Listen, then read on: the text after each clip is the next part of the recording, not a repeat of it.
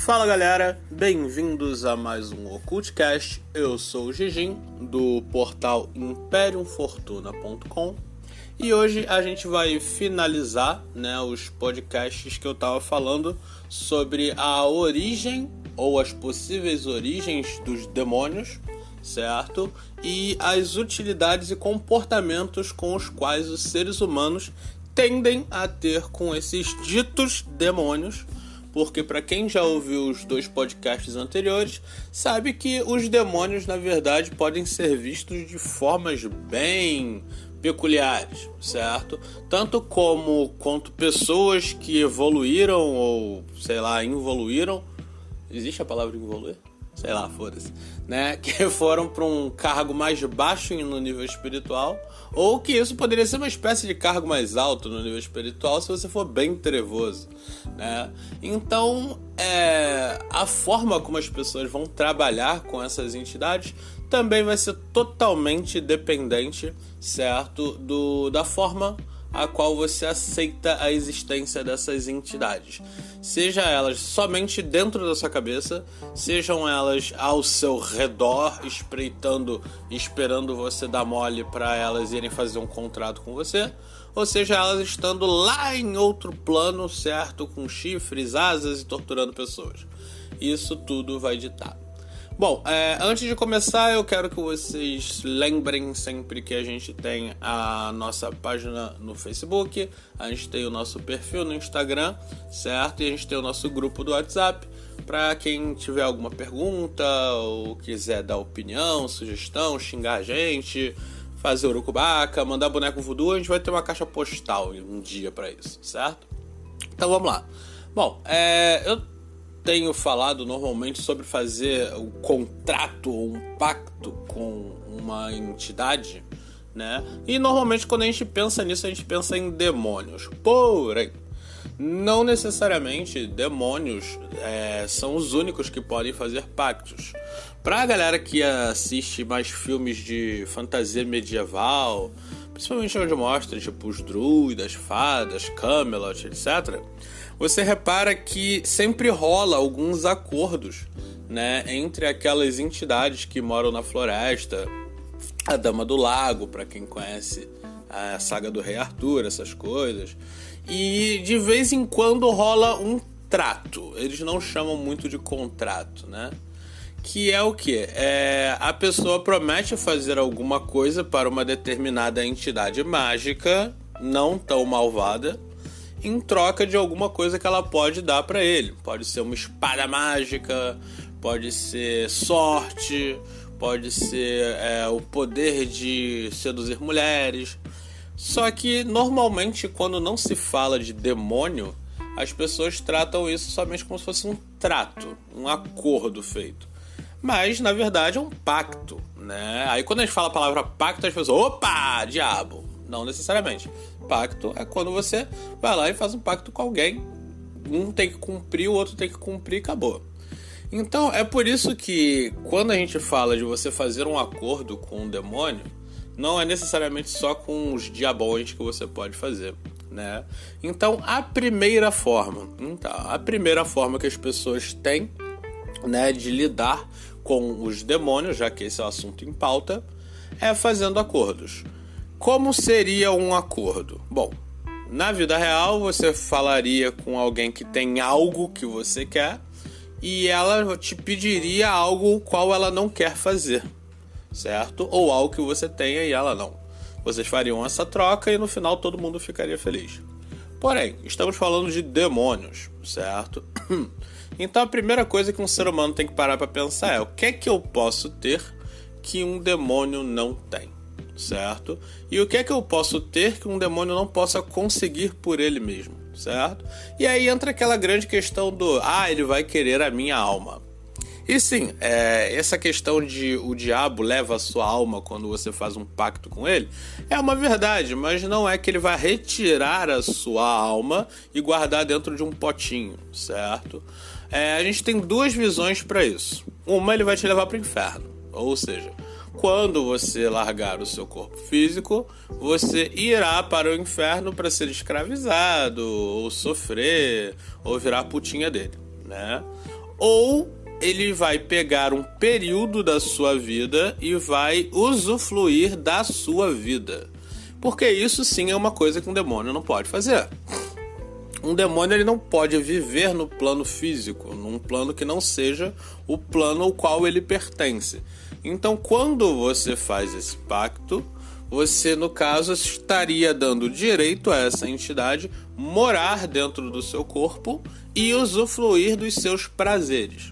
Então aí geram aqueles casos maravilhosos de contos e histórias onde um cara faz um pacto com um capeta e aí ele se torna depressivo e diz que tudo que ele ganha, tudo que ele faz, etc., ele não sente o gosto da bebida, ele não sente o sabor da comida, ele não sente o prazer do sexo, ele tem tudo, mas ele não sente nada daquilo. Porque, teoricamente, durante esse período, quem estaria utilizando, no caso, o corpo e as sensações dele, seria a entidade a qual ele fez o pacto, certo? E aí, depois de um determinado período, esse cara voltaria a sentir alguma coisa. E onde nós entramos com as questões engraçadas, né? Que a gente vê em vários contos, que é a pessoa não saber fazer o pacto como deveria. Então ela vai lá e faz um pacto e fala: eu quero ser rico, eu quero ter mulher, eu quero ter dinheiro, eu quero ter homem, eu quero ter carro, eu quero ter tudo. Beleza, e aí a entidade fala: show, partiu. Mas olha, eu quero a tua alma. A pessoa: eba, eu não uso minha alma pra nada. Saca? E aí o que rola? A pessoa fica durante um bom período tendo tudo isso, mas não sentindo porra nenhuma, porque não estava no acordo, certo? E quando o período do acordo acaba, ou quando a entidade simplesmente cansa, né, de usufruir da vida daquela pessoa, aí a pessoa, por um dado momento, ela sente o sabor do vinho e do nada ela morre. A entidade vai lá e mata ela e sai rindo felizona, entendeu? Ou seja, a alma dessa pessoa foi condenada por quê? Porque ela não teve evolução espiritual. Então não quer dizer que ela vá para o inferno, mas esse tipo de trauma pode fazer com que ela vá para o umbral, que não deixa de ser uma espécie de inferno. Então, isso daí já falavam, né, aquele clássico mestre dos desejos, de você fazer um pacto e você se fuder no final. Então veio uma galera espertinha, né? Os grandes ocultistas que conseguiam fazer tratos com entidades de uma tal forma que a entidade era obrigada, certo, a seguir as regras que foram ditadas por você. Bom, e aí a gente entra, por exemplo, na Goetia, porque, como vocês já sabem, a minha especialidade é falar bem, falar mal e falar de Goetia, certo? Então, o que rola? A Goetia, ela te promete o quê? Que você vai ter um sistema de evocação, certo? Ou seja, a entidade não vai entrar no seu corpício, ela vai ficar ali, e você vai poder se comunicar com ela e, então, fazer acordos com elas. Tanto que, praticamente, nas descrições de todas as entidades, todas vão mostrar algo que elas possam fazer para você. Ou seja, é mais ou menos como se fosse um catálogo, saca? Onde você olha e vê o que cada produto faz para você escolher qual você vai fazer. Só que num catálogo você pega e manda uma mensagem, preenche um cadastro no telefone e pede. Na Goetia, não, você vai lá e você vai aprender um ritual e você vai fazer o ritual para chamar aquela determinada entidade. Eu sei, já tá parecendo estranho, mas vamos lá. Então o que rola? Bom, para esse catálogo vender bastante, como eu já disse em outros podcasts, eles tiveram que botar um autor famoso para chamar a atenção. Então eles foram lá e botaram o Rei Salomão, né? Que seria o cara mais sábio da porra toda. O cara conseguiu falar com anjo, o cara falou com Deus, o caralho é quatro, e ele conseguiu a sabedoria, saca? Então, porra, tu pega um livro que foi escrito pelo motherfucking Salomão, onde ele foi lá e cadastrou um monte de produtinho que qualquer Zé Ruela pode entrar na internet, baixar um PDF, fazer e dar certo. Mano, é claro que isso não vai dar certo. Certo? Então, uma coisa que eu falo muito quando eu digo que a gente estuda Goetia é exatamente essa questão, né? Você não é bom o suficiente, você não é forte o suficiente, você não é inteligente o suficiente, você não tem sabedoria o suficiente, você não tem culhão nem cu o suficiente para realmente evocar uma entidade e obrigá-la a fazer algo para você, como a Goetia te promete. O primeiro caso, onde você faz um acordo e você pode sim tomar no cu no final, é mais provável que aconteça. Isso, por incrível que pareça, você pode fazer simplesmente saindo de noite e para comprar um cigarro, entendeu? Você pode sim encontrar um demônio da encruzilhada, como a gente viu em Supernatural, e fazer um acordo com ele, cara, entendeu? Isso é uma coisa que o Crowley, que eu não sou muito fã, falava e é verdade. Para você entrar em contato com demônios, ou seja, espíritos inferiores, você não precisa fazer nenhum ritual. Basta que você tenha vontade de vê-los, que algum vai aparecer para fazer alguma coisa na sua vida. E vai por mim, não é coisa boa. Certo? Então o que rola? A Goécia, ela promete fazer isso. Mas eu sempre falei isso para os meus alunos e para a galera aqui do portal. Que vocês não devem acreditar num livro que na verdade é um compilado de um monte de coisa de vários estudantes, certo? E estudiosos e gente que se dizia sábia e que já morreu há tanto tempo e que ninguém realmente sabe se os caras eram sábios ou se eles só estavam chapados, porque aquela galera usava muita droga, bebia para um caralho, certo? E como análise histórica é importante, mas como um material prático de ocultismo e tal, ele não é tão útil assim. Ou seja, tem que ser muito adaptado para se transformar realmente no que você vai conseguir, que é fazer esse acordo com uma entidade, esse trato, né? Sem você se fuder totalmente no final. Que você vai se fuder, você vai. É padrão, entendeu? Você não vai lá fazer um trato com um traficante e vai dar tudo certo. A verdade é essa. Entidades que estão ali, principalmente na Goécia, a maioria são demônios que são voltados a sentimentos ruins da humanidade, etc. Coisa boa ele não vai trazer, mas aí é de cada um. Às vezes o que é ruim pra mim é bom pra outra pessoa. Cada um enxerga o mundo de uma forma diferente. Então essa daí é a segunda forma, né?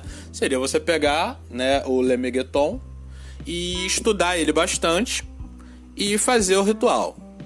Que aí você vai se fuder no final, ou nada vai acontecer. Ou você pode fazer o que normalmente as pessoas que eu conheço que realmente praticam Goécia, e não estou falando de você, Mago Anael, você é um babaca que não faz porra nenhuma de Goécia, entendeu? As pessoas que realmente fazem algo com a Goécia são pessoas que estudam tanto o sistema da Goécia quanto todos os outros sistemas de evocação, conjuração, trato e etc. E daí eles juntam e criam o seu próprio Lemegeton, saca? Dali eles criam o seu próprio sistema. Eu tenho matérias de mais de, 7 anos atrás dizendo que vocês não podem confiar nos sistemas antigos cegamente. Vocês têm que adaptá-los à sua realidade e à atualidade. Certo? Então sim, tem que estudar muito, tem que ler muito, tem que ouvir muito podcast aqui na Imperium Fortuna, sacou? Bom, e por último, e bem menos importante, temos as pessoas que veem os demônios como se fossem amigos imaginários, certo? Sim, tem pessoas que conseguem enxergar uma Lilith, um Baphomet, se bem que Baphomet não é uma entidade, um Baal, sacou? Elas acreditam que podem sim gerar um vínculo com essas entidades, de forma que elas se tornem algo que na Wicca seria mais ou menos como um parente. Ou seja, seria uma entidade espiritual semifísica, vamos botar assim, e que ela tem um apego a você e você tem um apego a ela, isso gerando uma ligação entre as duas, o que traria de alguma forma muito estranha benefício para as duas, certo? Na Wicca eu entendo, eles adotam animais, acredito que só animais, certo? Então é aquele clássico da bruxa com gato, da bruxa com um cachorro preto, da bruxa com sapo, da bruxa com uma coruja. É até bonitinho, dá uns quadros lindos e tal. Mas agora imagina um ocultista que chega e fala: ah, não, porque eu sou amigão do Astaroth. Ele não sai da cozinha ali de casa, sacou? E ele acredita que esse apego é o suficiente para gerar esse respeito entre os dois, como se uma entidade demoníaca qualquer, lembrando sempre que eu estou citando Goécia, porque é o que eu normalmente trabalho, você fizesse amizade com elas da mesma forma que você faz amizade com uma pessoa que tu encontra no bar na noite. E tu vai reparar que, inclusive, esse tipo de pessoa que acredita nessa teoria, que inclusive o Ford falava lá no livro dele, são pessoas muito similares ao Ford, né? Que são pessoas pseudo-ocultistas extremamente carentes e que elas procuram muito nessas pequenas amizades. Amizades não, né? Nesses conhecidos que você encontra na noite, em bares, na internet, eles procuram ali um apego que eles normalmente não tiveram. Então são pessoas muito carentes, certo? Ou muito drogadas, que é o caso do Ford, né? Que o Ford, depois de escrever toda aquela guacha que virou moda, o caralho 4, ele foi preso por tráfico de drogas, saca? E ele vendia drogas para quê? Pro público dele, que era um público jovem, de faculdade, etc. Né? Então toda aquela galera naquela época, lá de...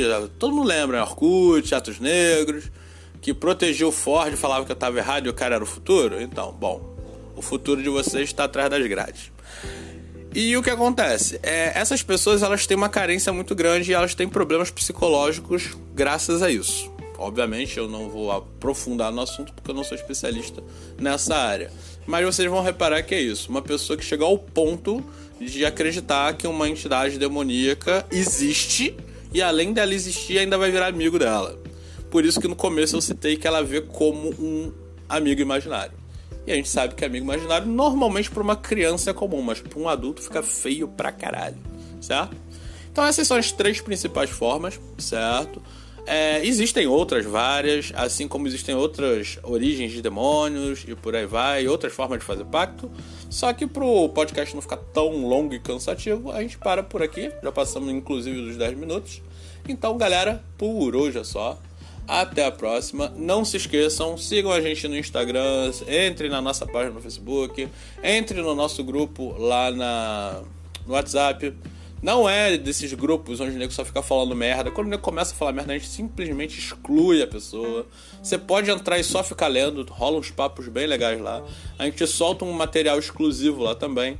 Pra galera que gosta de PDF, lá na nossa página, na imperiumfortuna.com, tem uma área que é a Liberordo, que é uma biblioteca só de PDF, que eu vou jogando tudo que é PDF que eu encontro na internet lá. Então, galera, visitem mais, comentem mais, curtam mais, compartilhem mais para a gente poder começar uma segunda fase, né, do portal, onde vai gerar sorteios, a gente vai dar prêmio, essas coisas todas para os ocultistas e incentivar a galera nova que está começando a escrever e criar, certo? Principalmente escultores, etc., pintores, certo? Então, galera, por hoje é só. Valeu, até a próxima. Hasta!